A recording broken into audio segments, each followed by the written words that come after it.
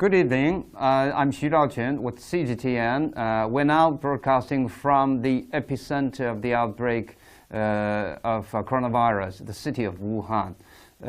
Sitting beside me, to my right-hand side, is Professor Peng Zhiyong, the head of the intensive care department of Wuhan University Zhongnan Hospital. Is that right? Yes. Yes. It's a great pleasure. Professor Peng has got 2 doctor's degrees from both the Tongji Medical University, which is located in Wuhan, and the Chinese University of Hong Kong. And Mr. Peng also did his postdoctoral research and received the fellowship from the US. Yeah, it's a great pleasure to meet you. Actually, today's live streaming is about a cross-country medical consultation conference between Italy and China. In fact, we are still waiting for 2 doctors from the Italian side to be online. Before that, I think I should be okay in a couple of minutes. Yeah. Yes. Okay. Before that, I think we have got some questions from the internet, from our netizens, from our friends from the internet. So I would like to choose a few questions. See if you can give some answers to our audience. Okay. All right. The first question is from someone from the Facebook, whose name is Jin Xuehua, the Golden Snowflake. A beautiful name. He said, I have got some questions. It is true or possible that some physicians give information that the virus has mutated in infected patients, such as some who show lung symptoms, but some people show symptoms to destroying the nervous system and brain. Would you like to take a look at this question? Hi, everyone. It's my great honor to be here to share my experience about against the COVID-19 with all the colleagues all over the world. Yes. So regarding these questions about is any mutated virus existed in the patients? Actually, I don't know yet. I heard the story. It's some patients infected with very severe symptoms, but for some patients with just mild symptoms. But you cannot say it's something happened in the virus, such as the mutated in the virus. So we have some evidence to show that. But actually, I don't know. I don't know yet about the evidence.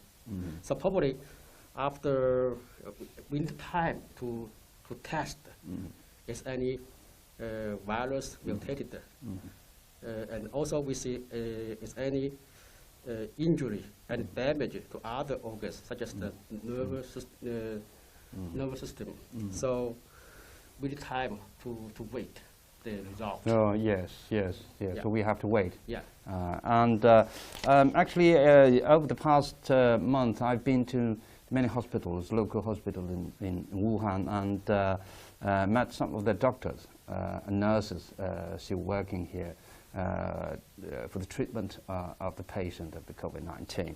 And I was told that, I'm not an expert, I know nothing about those medical terms, but I was told many times that the so-called non-invasive ventilation machine, when the patient are treated with such kind of equipment, there might be some problems. There might be some special situations. Can you make any comments on that?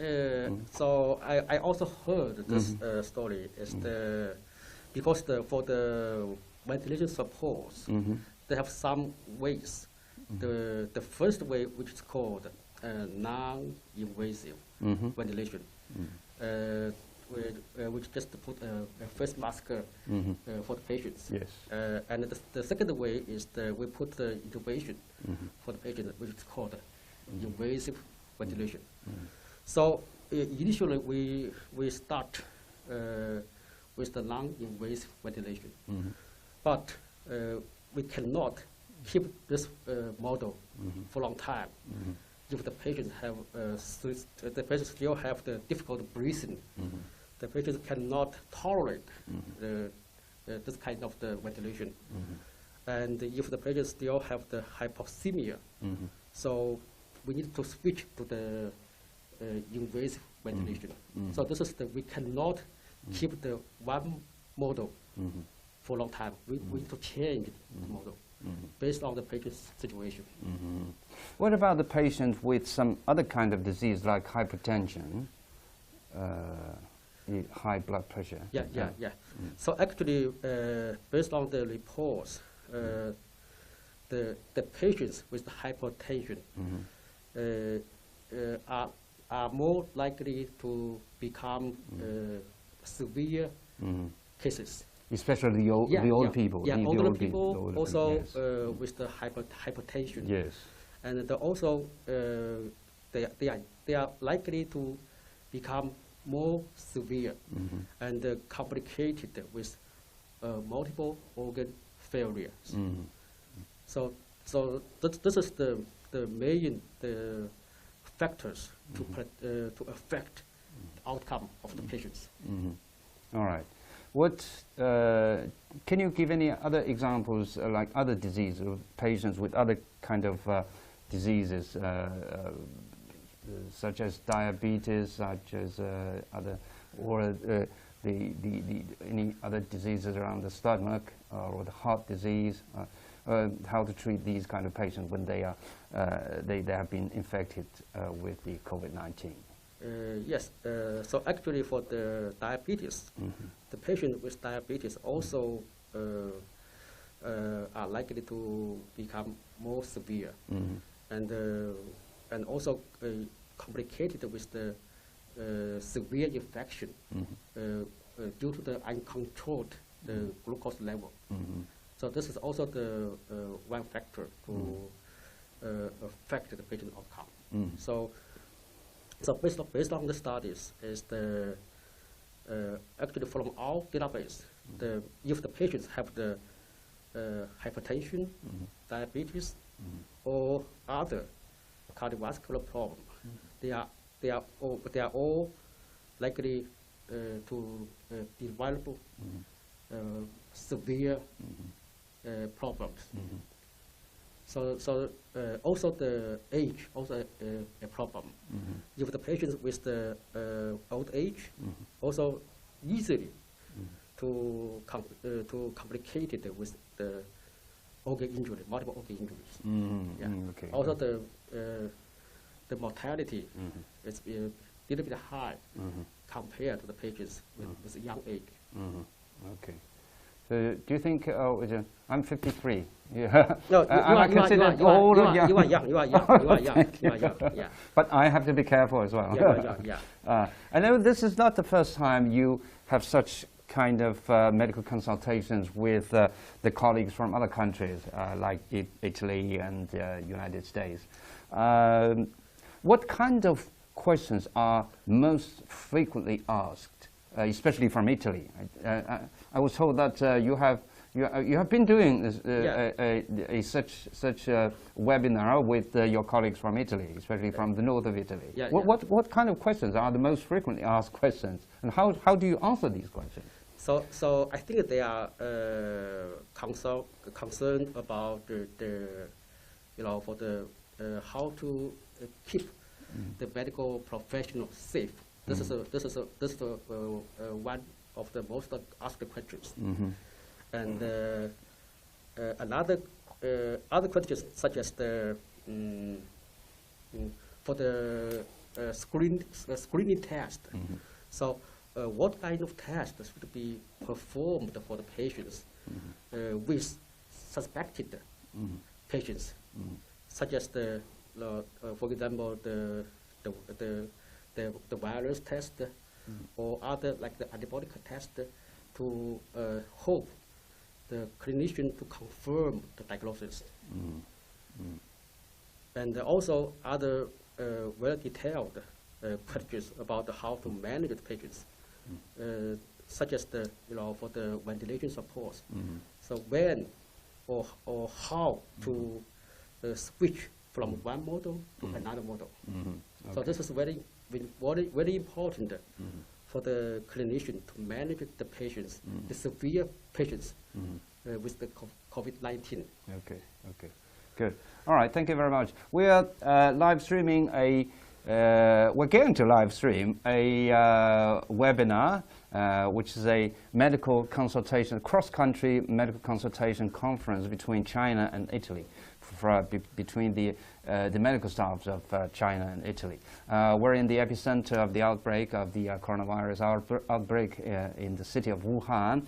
Actually, we are still waiting for our colleagues from Italy to be online.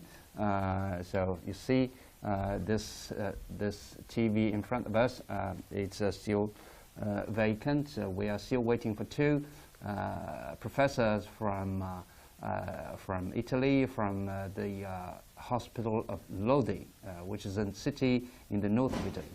Is that right? Yes. Okay. And before they appeared here as Professor Peng, can we share more of your experiences of how you treat the patient in the last 1 or 2 months? Because I know you've been working in this. You joined the treatment of these patients from the very beginning. Is that true? Yes. Yes. What kind of stories can you share with us in the last 2 months? What kind of impressive things that you would you like to share with us? So actually, if the tap couldn't go back, so I have to say I have to do something different. So first, that's very important. What kind of things would you like to do? So so first I will be careful about the ventilation supports, especially for the approach of the lung protective ventilation supports. So not only for the non-invasive ventilation, but also for the invasive ventilation. So especially we should be careful about the pressure, the PEEP.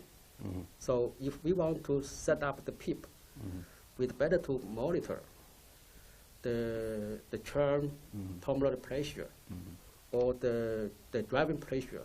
So based on the device and just titrate the PEEP. Because for this kind of patients, the lung is fragile, easily to be broken. So you should be careful about the pressure. Be careful. Yeah. Because we were told that from the CT scan photos we can see that the lung has become white, so it's so-called the white lung. Yeah. So does that mean that the lung is becoming more fragile? Yeah, exactly. Yes. Like that. So we should be careful about the ventilation, because the ventilation supports actually is a double-edged sword.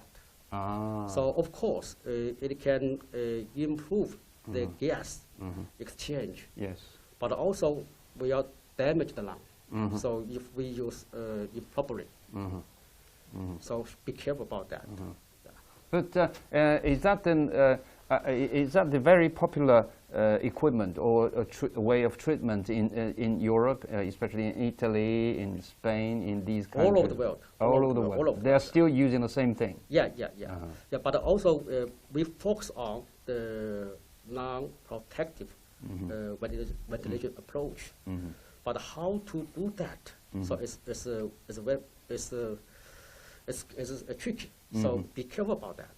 So usually when we were taught about how to perform the ventilation supports, everybody knows, okay, non-protective. But how to do that? How to keep the lung safe? So very, very important. Should be careful about that. Yes, yes, Yeah. yes. Is the non-invasive ventilation equipment, Yeah. that is not ECMO? Not ECMO. Not No, ECMO. it is not not ECMO. not ECMO is something different. ECMO is the last step for the salvage. Yeah, step. So the last step for the patients. So if all the ventilation failed, we will switch to the ECMO.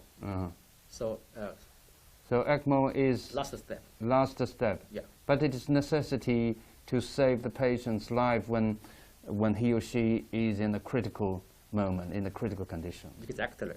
Okay. So we also evaluate the patients when to initiate the ECMO. It's very important. So we also evaluate if the patient will die within like the 24 hours, keep the same ventilation. So then we will switch to ECMO. Okay, okay. And also we will evaluate the lung function. If the lung function is reversible, we will do ECMO. If the lung cannot be reversible, even you perform the ECMO, that doesn't work. The patient cannot win or from the ECMO. Finally. Okay. Okay. Can I have a word with the people on the other side of the internet? Okay, sure. Hello. Hello. Hello. Hi. Hello. Dr. Professor Peng, because some medical emergency issues, so doctors will maybe take a few minutes to be online. So can we wait for them a little bit while? Okay. How about the other one? Oh, they are all busy. Yeah, I think so. So I let my colleague contact them. So maybe need to wait for a while. All right. They are Okay. because they are working in the emergency Yes, department. yes. We totally understand. They Yes, just yes. Have the Yes, patients, yes, patients. yes, So we yes, just yes, wait. yes, Just wait, yes. We okay? understand. We understand. Understand, yeah. Yes, yes, yes. Okay, okay. Yeah. Keep talking. All right. Let me have another question Okay. about quarantine. I know that this is not your major. This is not your. Is not within your professionalism. But I believe that you. Okay, okay, okay. You must have got a lot of experiences in such kind of field like quarantine. So can you give us some advices about quarantine? Because in most of the countries they are still in the first stage of the treatment of the fight against the coronavirus. So actually, they have some ways of the quarantine, home quarantine, or hospital quarantine, or hotel quarantine. So it depends on the situation. So I think if the patients are compliant with the doctor's suggestion, they can stay at home for quarantine because they can obey the command from the doctors, and they can do how to isolate from the other family member. That's very important.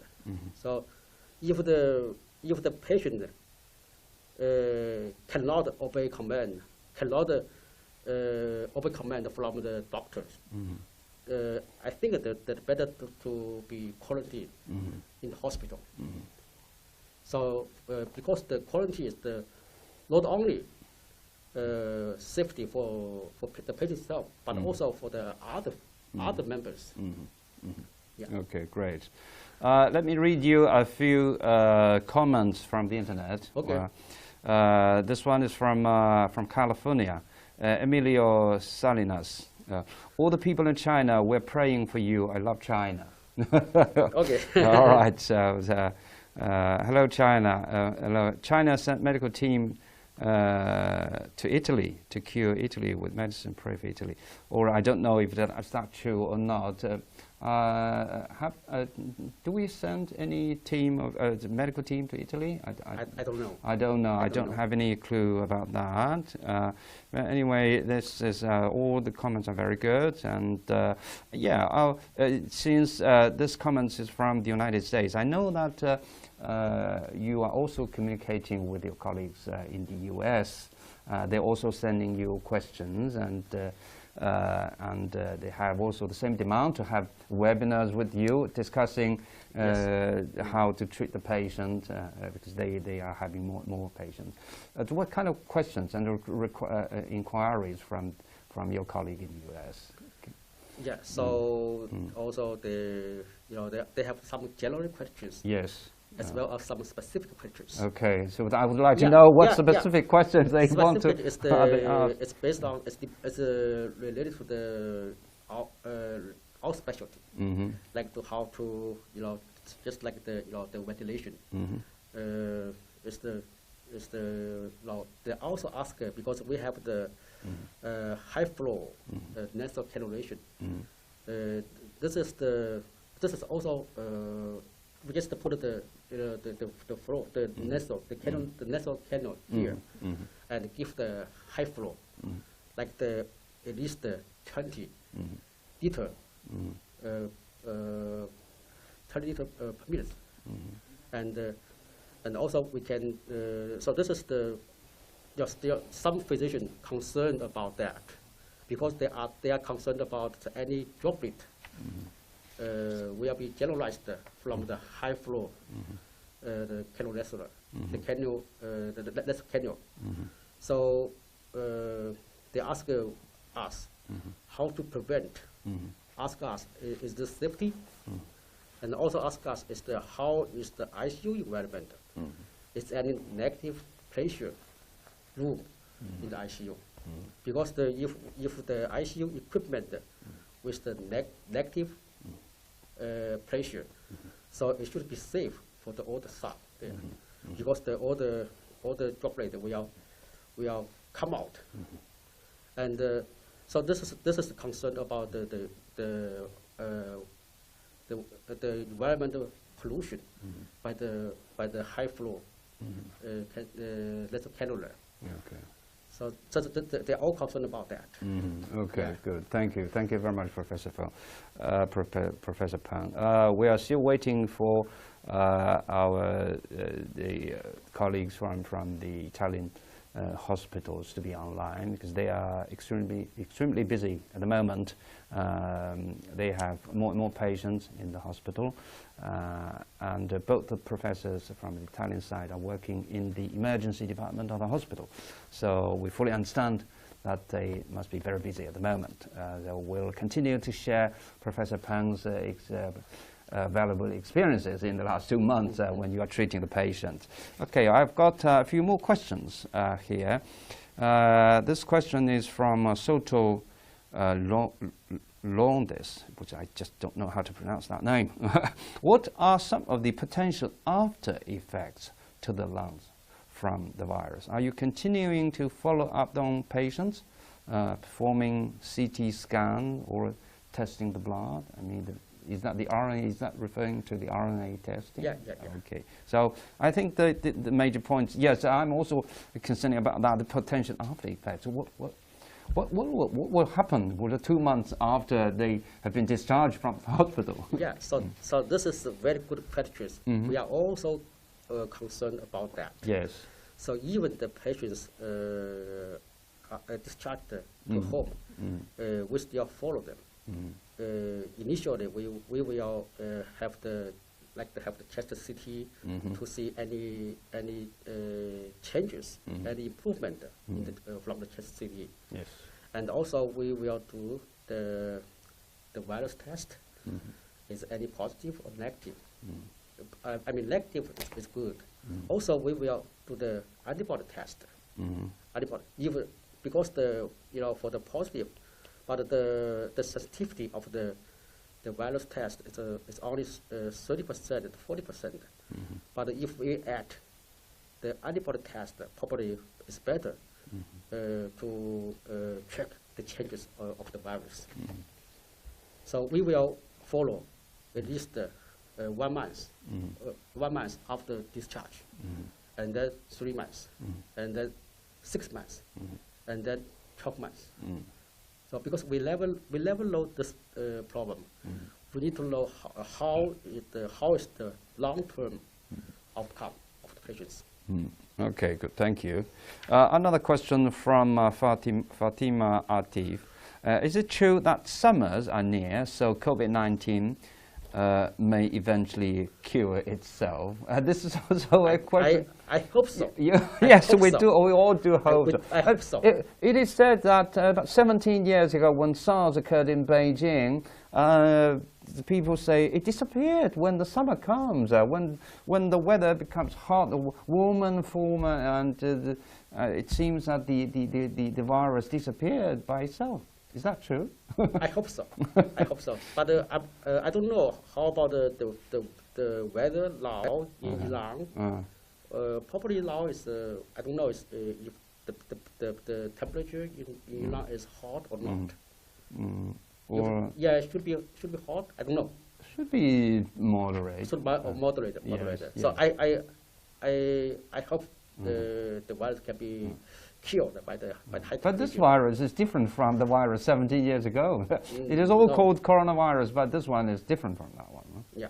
Okay. So, but anyway, I think this should be a question about the virus itself. It cannot be answered by a head of the international intensive care unit. Okay, one more question. How much time will it take to make a vaccine to combat COVID-19? That's a difficult question. Yeah, because I'm not a scientist. I hope the vaccine can be reached as early as possible. As early as possible. Yeah. Yes. Because if the COVID-19 become a chronic problem, so we definitely need the vaccine for the patient, for the people, for the people. But I don't know how long the vaccine can be finished, can be manufactured, can be available. Yes. I was also told that the doctors working in the intensive care unit don't believe in any medicines or vaccines. Because we're now talking about the medicines. I see. The medicines like remdesivir, which is now the name is now very popular, even though it is not applied to many of the patients in the hospital. But the name is becoming very popular.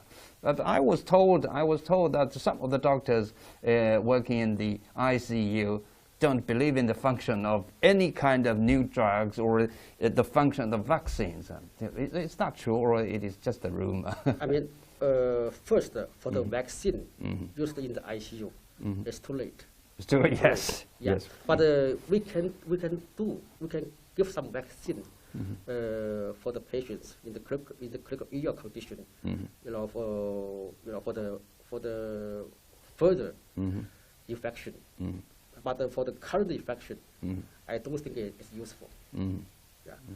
And also for the other medications, especially for the COVID-19.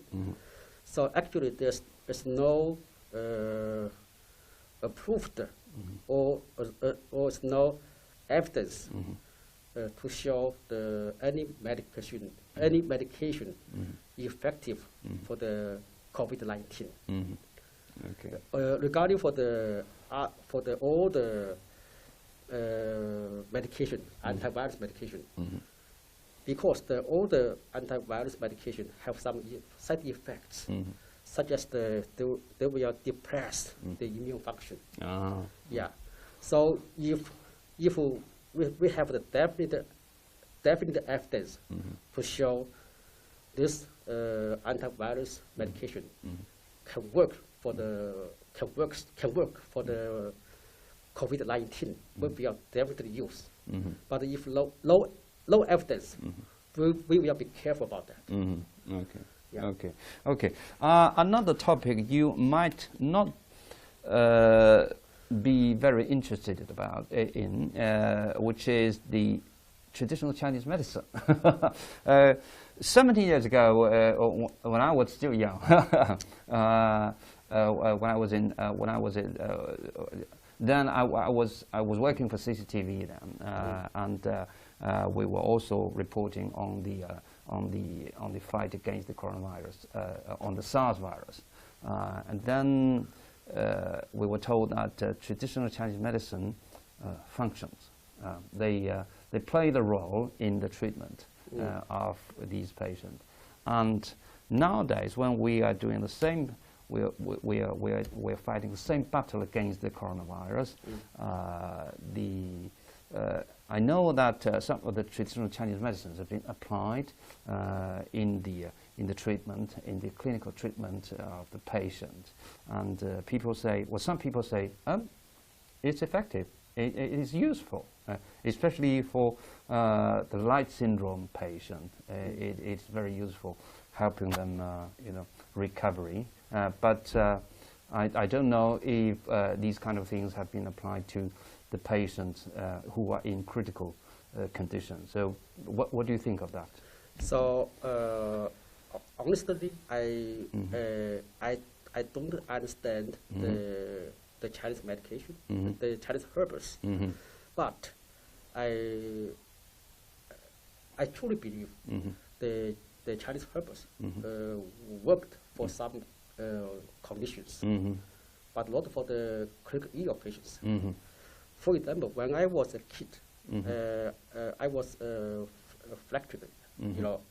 I was damaged by my hand, and also when my daddy sent me to the hospital, the surgeons told my daddy, okay, this kid need surgery, and then my daddy take me to the a local Chinese physician, Chinese doctors, and he give some herbs for me, just herbs for me, and for the toothaches, I'm totally okay, no any complications, no surgery. So I truly believe the Chinese herbs work in some conditions. But for the critical ill patients, because we cannot give the herbs for the patients. But so for example, because the patient is totally intubated, we have no way to give the herbs for the patients. Okay. Yeah. But sometimes we give so if the patient have the abdominal distension, we give some herbs put in the abdomen, put the belly, and make the bone move faster. Oh, yes. So yeah, but only for this situation. Yeah. Okay, good. Thank you very much.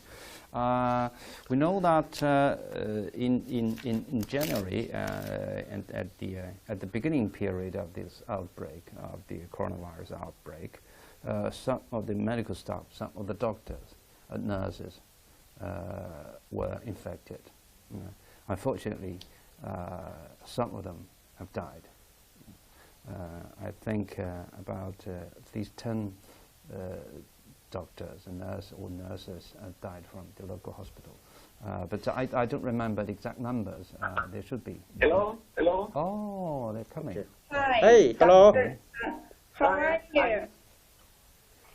Fine. What about, can you hear me? Yes. Yeah. Okay, Professor. I will leave the time to you. Okay. I will leave you. Okay. Okay. Yeah. So Please go ahead. let me please accept my apology for this delay, but it's due to a problem on the network, hospital network, so it's not my fault. But finally we managed to connect. Okay. Sure. So now everything's okay. Hello, can you hear me? Yes. How are you? Yeah, good. Professor Feng. Good. Yeah. How are you? Great, How are you? great. How are you? Fine. Silent, but fine. Finally, as you surely know. Okay. Good. So First of all, I would like to thank Professor Peng to take the time to be online again. Also, I think the doctors in Italy will update the situation now. Maybe after maybe update the various detailed situation, then you can discuss the questions. Okay? Okay, so if I clearly understood your answer, is to have an idea about the situation now, correct? Yeah. Okay. Yes. Okay. So I think that for sure we receive a smaller number of patients compared with last week, but and for the very first time in this restricted area, so just around us, we managed to have very, very few positive patients, new positive patients. But unfortunately, our hospital has still in charge a large number of patients coming from the previous days. So, to be sincere, we have still recovering in our ICU and step-down unit a quite large number of patients. To be clear, as you can recall from last telephone call, we have enlarged our ICU from 7 to 18 beds, and our 18 beds are actually fully occupied by patients. And let me say that more or less than 90% of these patients, of these ICU patients, are intubated and ventilated. Okay. Okay. Okay. So this is how we are now and where we are now. If I can start with a question, which is, I would like to have some help from your side, from the one experience, about weaning. I mean, because now we are, fortunately, let me say, we are now trying to, we are not so far from extubate some patients. So, what is your experience in terms of when extubate a patient? What are the parameters that you are taking into account to extubate the patient?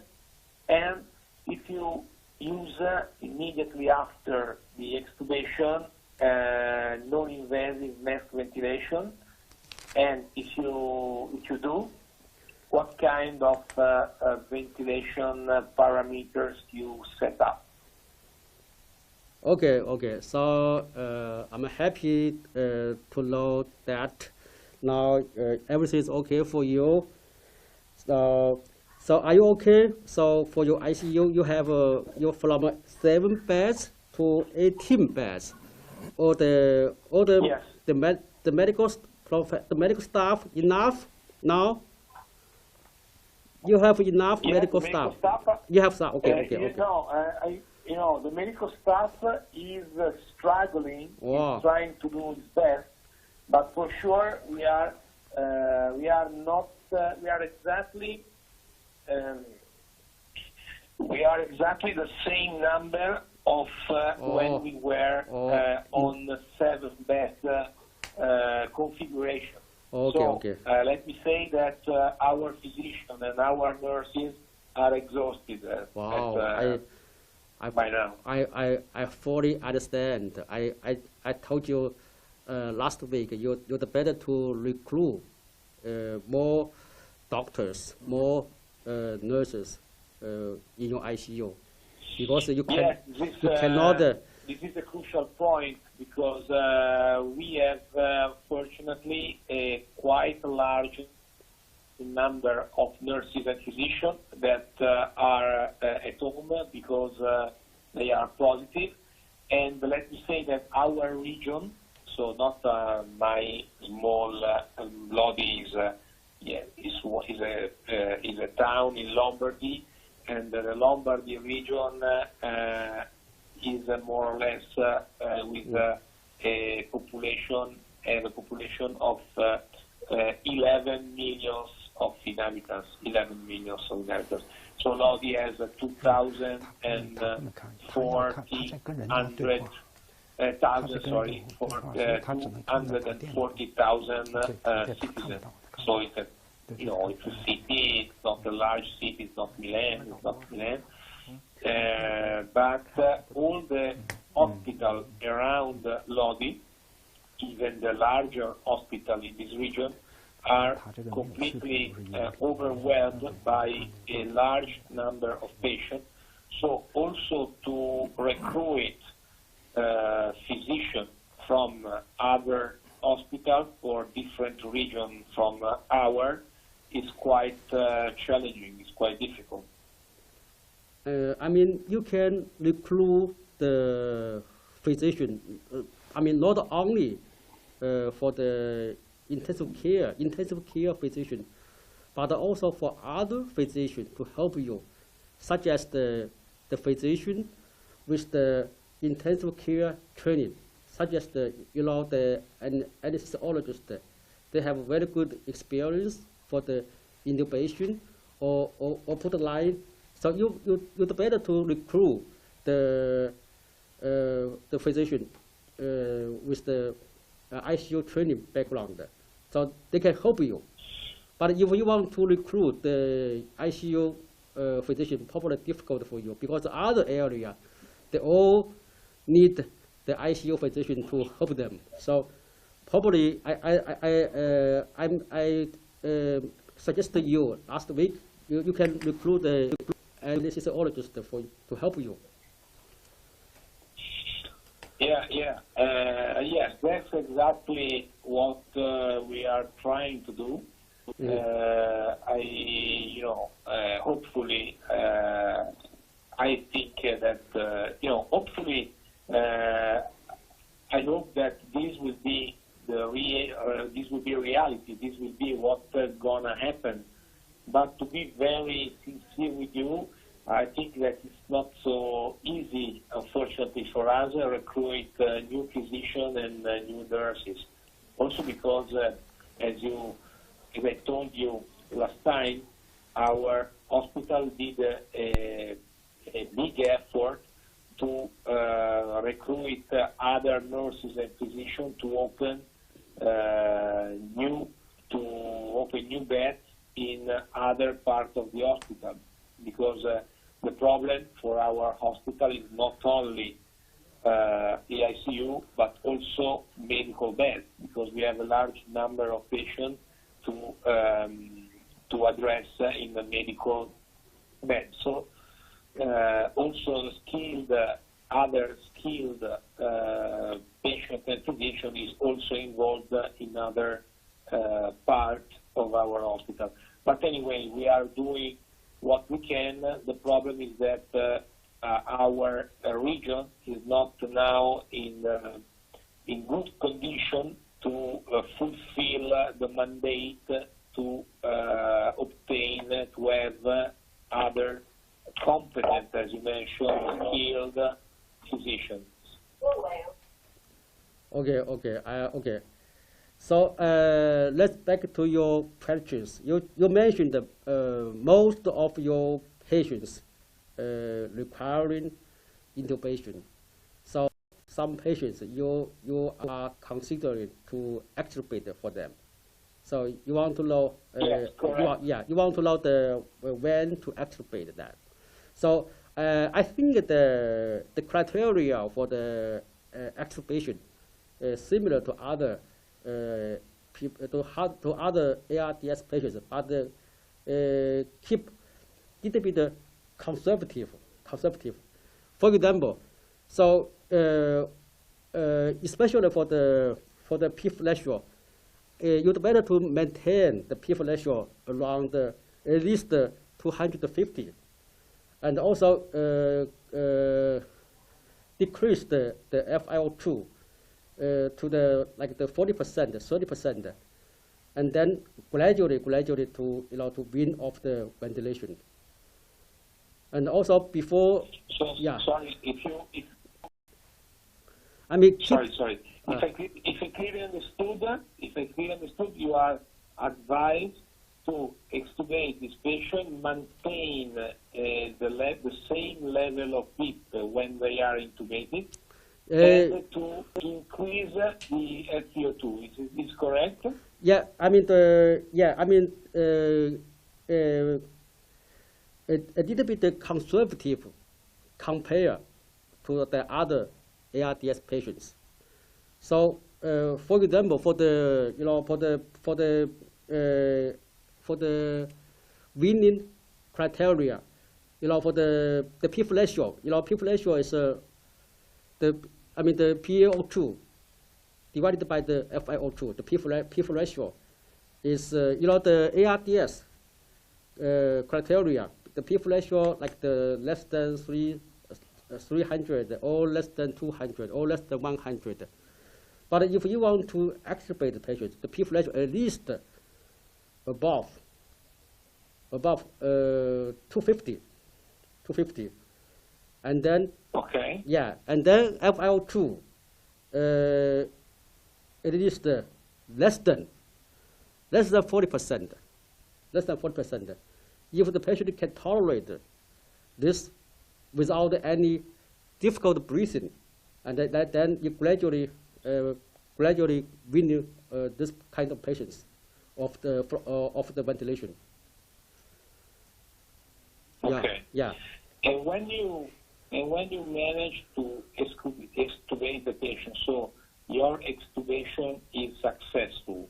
When the extubation is successful, how you assist the patient later on? So after the intubation, the extubation, sorry. After that, you have extubated the patient. You put the patient in CPAP or in non-invasive mask ventilation. Yeah, exactly. Sometimes we put back the CPAP on the patients. So if the patients still have some difficult breathing, you can put the CPAP back for the patients. Yeah, just for a while. So and gradually wean all the ventilation. Yeah, you can put the. How long do you leave the CPAP device in place? I mean, 1 day, 2 days is something that in your experience should last long time or short time?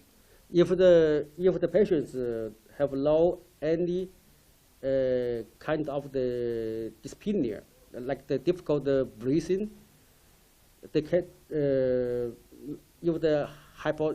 you have low any hypoxemia, so it's okay. You can stop the CPAP. Okay. Yeah. Okay. Okay, great. Yeah. But okay. Yeah. So this is clear. And another issue I would like to evaluate with you. We talked a little bit last time, but I didn't exactly understand what was your experience about that. Because we are still now forced, we are obliged to maintain some patients that we would intubate for sure because they have a very low PO2, FiO2, FiO2, or severe ARDS. So we have some patients who are clearly to be intubated. So we would like to intubate them, but we have no place in ICU. We have no place in other another location in our hospital.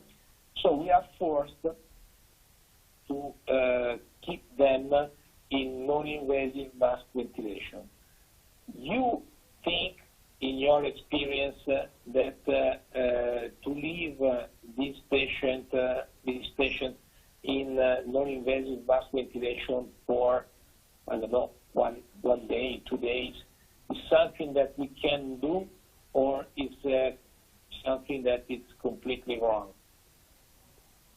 So you mean you want to put the patients with the non-invasive ventilation in the general ward, not in the ICU, right? Because yes. Yeah, because you think that the ICU bed not enough, right? So it depends on. Yeah, because. Yeah, I fully understand. So actually, in the early stage of my hospital, we also put some patients with the non-invasive ventilation in the general ward, but be careful. They should managed by the physician with the ventilation support training, because they know how to adjust the mode of the non-invasive ventilation. So this is very important. So if the physician don't know anything about the ventilation adjustment, it's not safe for the patients in the ward. Okay, so your message is you can use non-invasive mask ventilation, but only inside the ICU, not in the ward, and these patients should be attended by physician only. Correct? Yeah. I mean, if the physician outside in the ICU know anything, they know something about the ventilation. The ventilator, they know how to use the ventilator. Okay, you can put the patients outside the ICU, but only, I mean, okay, only. So if yeah. we have, if we have a physician with a nice training in ventilating patients, right, without with non-invasive mask ventilation, we can say that we can use this kind of ventilation for a while, waiting for a full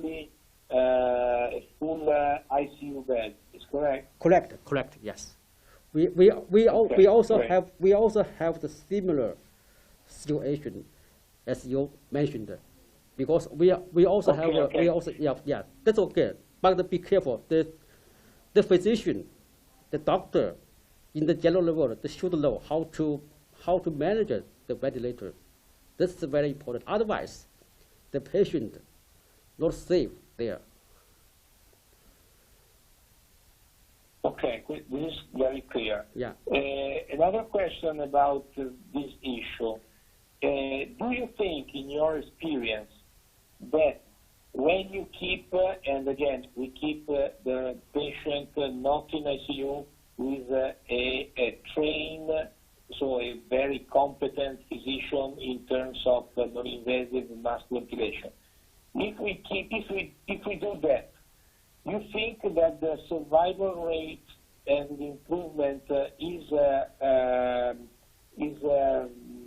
positive at the same extent? I mean, if I spend 2 days in a normal ward with a non-invasive mask ventilation, guided by a competent physician, my survival rate is the same of another patient who has been intubated immediately or not? This is a very good question. So, I mean, it depends. So if the patients need the intubation, definitely just intubate the patients. So, I mean, you just ask me if the patient outside ICU requiring the non-invasive ventilation, what any difference about the survival? I don't know yet.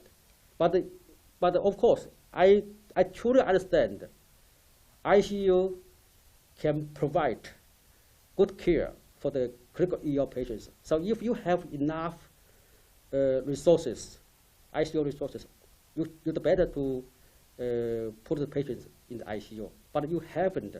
So this is another option for the patients. Okay, but you think that this patient has a survival rate which is not so different from each other, or you think that if you also try to do your best job with non-invasive mass ventilation with a competent physician, but outside the ICU, so not in ICU, the survival rate is lower?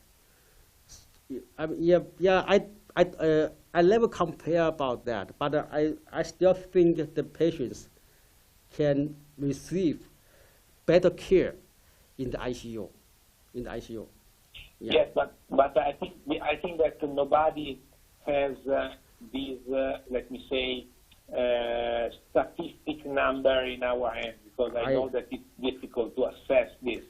But your clinical impression, your advice, not the numbers, but your idea, your experience, do you think that they have a similar prognosis, or you think that one group is much better in terms of much worse in terms of mortality compared with the other?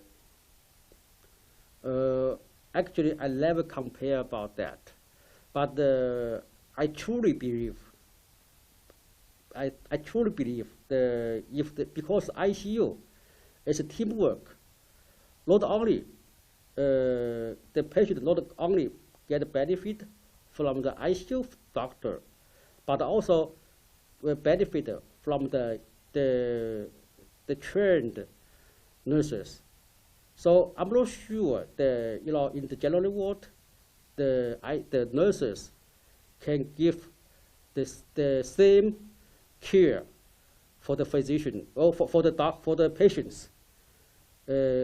Similar care for the patient in the ICU. I don't think they can give the same care. So of course I fully understand. So if your ICU bed is very limited, so this is the one option. You can put the relative moderate patients outside the ICU with the non-invasive ventilation managed by the physician with good training of the ventilation knowledge. So this is the option. No way, no choice.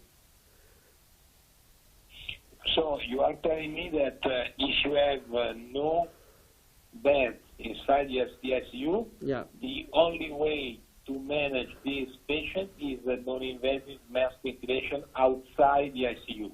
Yeah. But when you have received, and this is exactly what we are doing. This is exactly what we are doing. So we are, I think, on the same page for taking care of these patients in these conditions. So I think that this is absolutely great, because we are doing the same things. So this is great. But in your opinion, when you have received this kind of patients in your ICU, how they have been? They have been good, or they died earlier compared with what you expected? So it also depends on the patient's situation. So, I mean, in the early stage of the COVID-19 in Wuhan, I think we have the similar problem with you. So because the patient couldn't get the enough care in the hospital, probably they came to the ICU very late, and very severe, very sick. Probably they have a very high mortality in early stage. So it also depends on the patient's condition. I mean, if the patient waiting for ICU outside for a long time, they are very sick, and then finally they get a bed, they will admit in the ICU finally, but it's too late for them. Probably they have no time, no choice to survive. Yeah. Okay. Great. So, so we have to try to live in non-invasive mask ventilation outside from the ICU with maybe a severe involvement in the lung, in the respiratory system, but without comorbidities or other pathologies that can weak this patient anymore. Is correct? Okay. Can you speak? Can you speak again? Can you speak again? Okay, don't worry. So my question is, if I understood your experience, you are telling me that we can use non-invasive mask ventilation outside the ICU, but the more the patient is sick, the more the patient is going bad, the more is mortality outside the ICU. Correct. And so non-invasive mask ventilation is no good for that set of patients. But no choice. Correct, no choice. Okay. Yeah. Great. So let me check if I have other questions that I took notes. Wait a moment, because I have to find where I wrote this.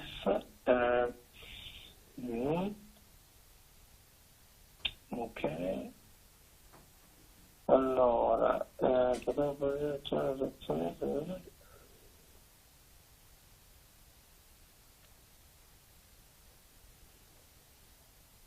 okay, this is another issue. Do you have found some prognosis parameters, I mean signs or tests that can tell us how the pneumonitis will end, if the pneumonitis will be a good one or a wrong one in the very beginning, in the early stages of pathology. So if there are some parameters, some tests that can anticipate how the patient will be in terms of pneumonitis. Yeah. So we have some parameters from the laboratory test, such as the lymphocyte count. If the patients have severe lymphopenia, the mortality is quite high.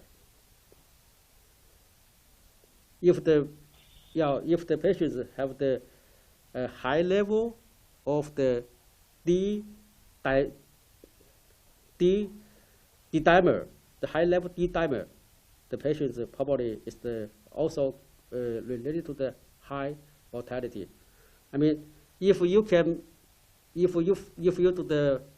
the arterial blood gas, if you find the patients with the hypercapnia, it means the carbon dioxide retention, probably also predict poor outcome. Because Sorry if I interrupt you, but I'm not sure that I got your idea. So until now you have spoken about leukocytes. Yes. Correct? Yes. So the more are the leukocytes, the worse, the bad is the prognosis. Correct. So the more the leukocytes are, the worse is the prognosis. Well, the lower, the lower lymphocyte, okay. the lower lymphocyte, yeah.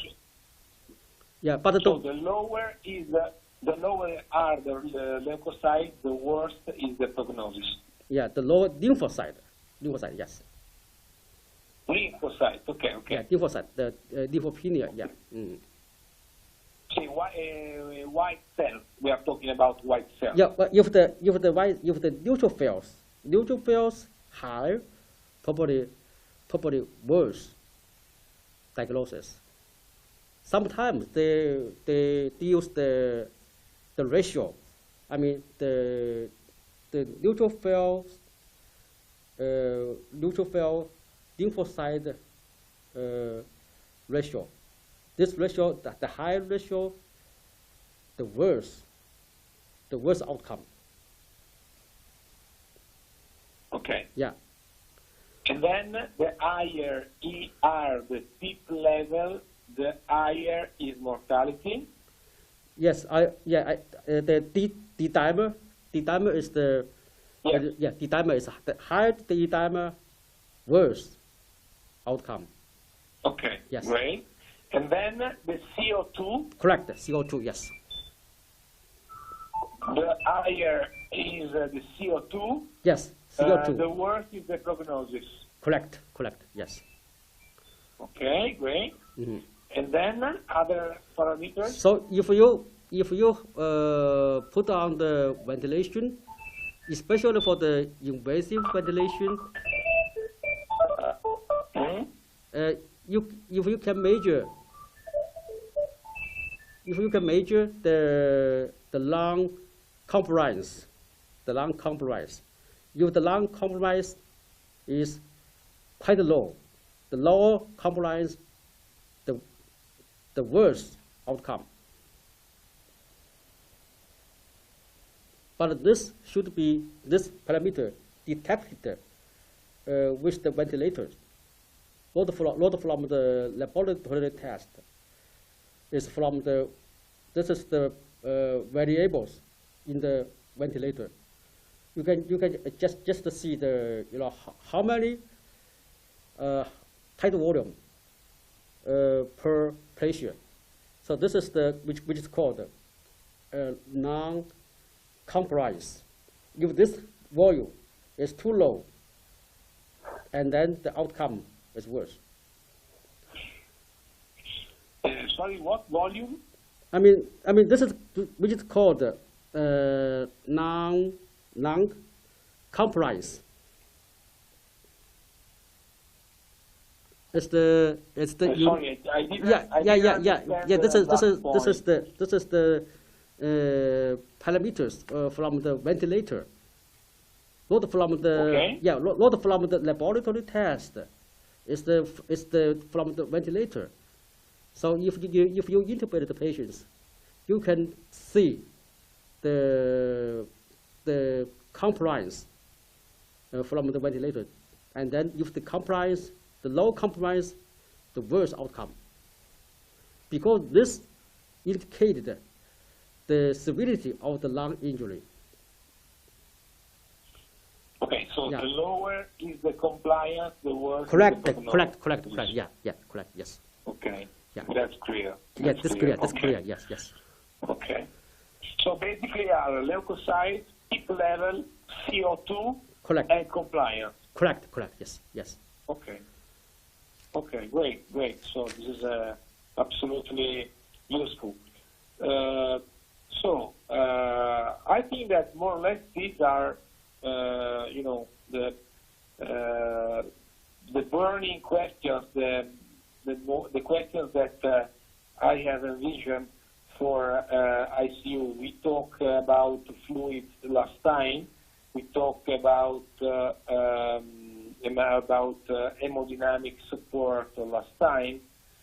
So, do you have other suggestions, advices to give that I forgot?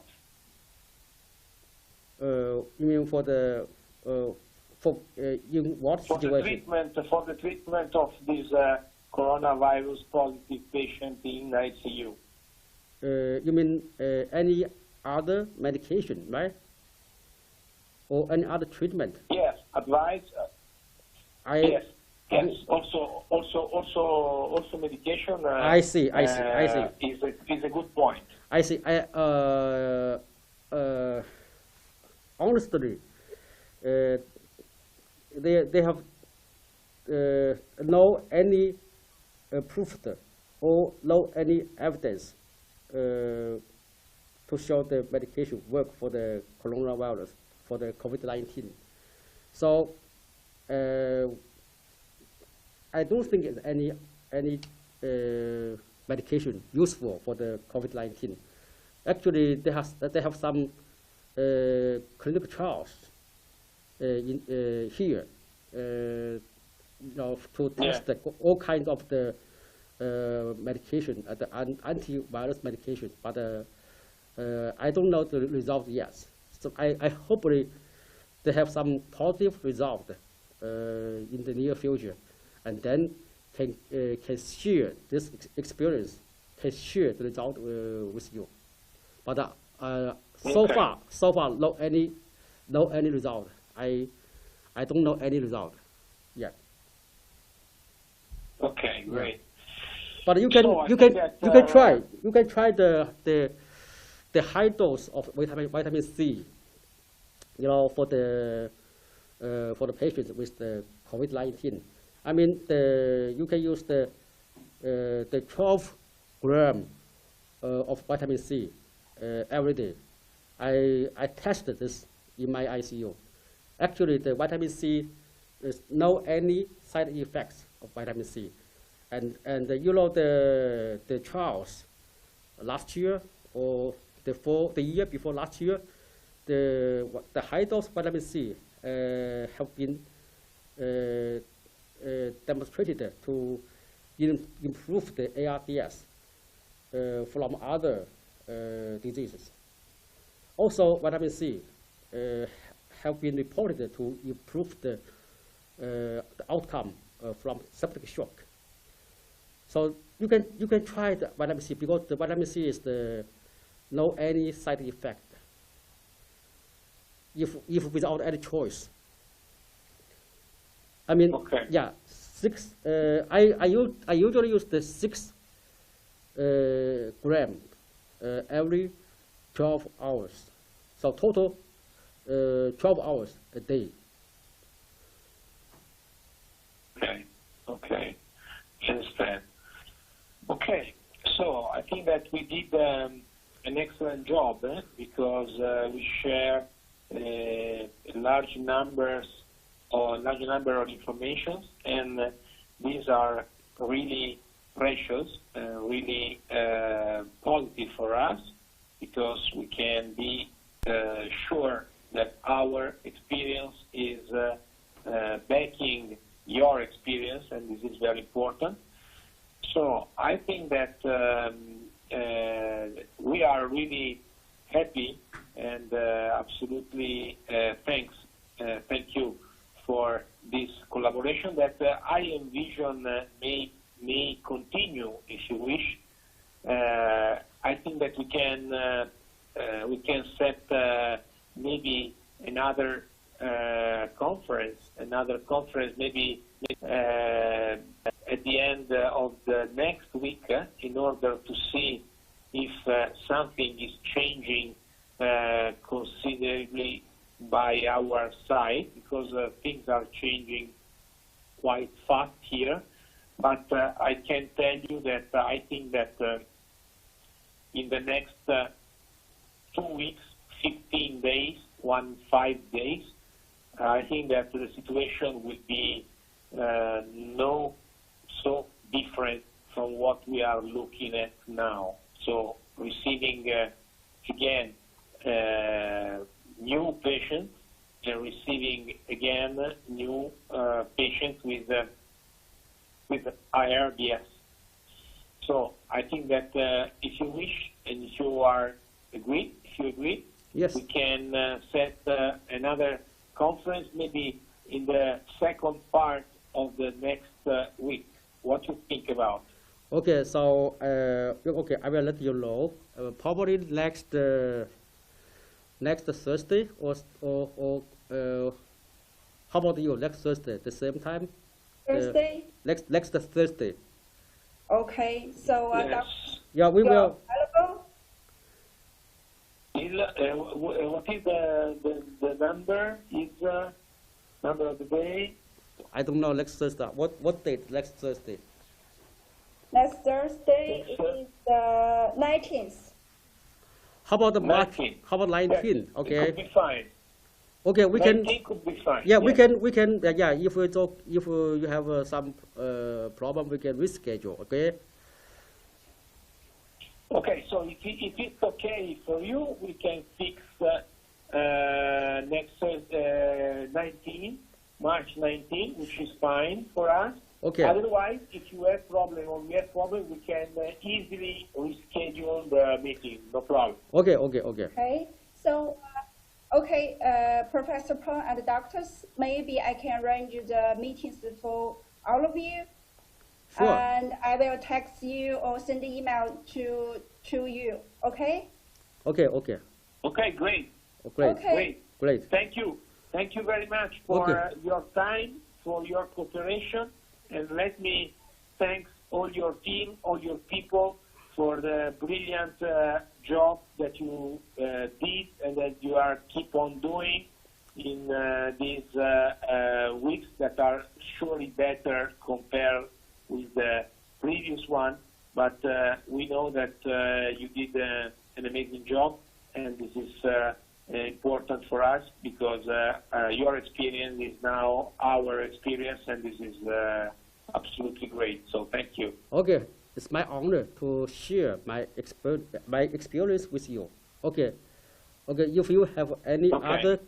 other questions, so don't be hesitant to contact me. Okay. Okay. Okay. Great. Take care. Okay. Take care. Okay. Thank Thank you. you. Thank Take you, care. all of you. So, doctors, if you have any urgent questions, maybe you can contact my Mary colleague, and then I will send the questions to Professor Peng. Okay? Okay. Okay. Thank you. Good. Thank you, Professor Peng. Okay. Oh, thank you. Good. Thank you Great. so much. Thank you Okay. so much. Great. Okay, be Okay. careful. Great. Goodbye. Okay. Okay. Take care. Take care. Bye. Bye. Take care. Bye. Bye. Thank you. Bye. Bye. Bye. Wow. What a wonderful conference. Okay. All right. Okay. Okay. All right. Only. How about I'm Xu Zhaoqun. I'm joining in. I'm with. I'm Xu Zhaoqun. Perhaps you can hear me. I'm staying with you. I'm staying with Professor Okay. Peng. Hello. Hey, hello. Well, thank Yeah. you very much for your arrangement of this excellent meeting, of this Yeah, it's excellent my conference honor. call. Thank you. Thank all of you. So Thank how you, about thank you how very about much. Dr. Paglia? Is he free? It seems like some His emergency. Okay. so he Sure. can It's okay. join us. How about Maybe next time? Yeah, Okay. maybe Yes. next week. Next time. Okay. Yeah. I will arrange the meeting. Okay. Sure. So make sure they can show up. Okay. Sure. Okay. Okay. So- Great. Thank you very much. Thank you very much. Thank you. Okay. Thank you very much for your time. Good night. Bye. Good night. Bye. Okay, great. I think this is it's an excellent moment for me to join your web conference, and I've learned a lot, even though I totally don't understand some of the terms you used. We've got a lot of comments from the internet, from the YouTube. This is Si Jun Tune. He said, whether in ICU or outside, the survival rate depends on the resources available, and you can take a look at this. But do you agree with that? Yeah. Yes. All right. There are a lot more similar comments on the internet. And they're also asking about what kind of medicines is used for, what kind of drugs. Okay. We just mentioned that Yeah. at least no any evidence to show the or the medication work for the COVID-19. But I'm still optimistic about the in the near future they have some antiviral medications work well for the for this kind of the problem. Okay, Yeah. great. I found that I know you are extremely busy. After this meeting, you have been booked for the next meeting, and I know in the rest of the week you also have a few other meetings with the colleagues from the United States or from other European countries. So just one last question, just the last question for you, because we have used much of your time, that you have to go back to your position as soon as possible. We know that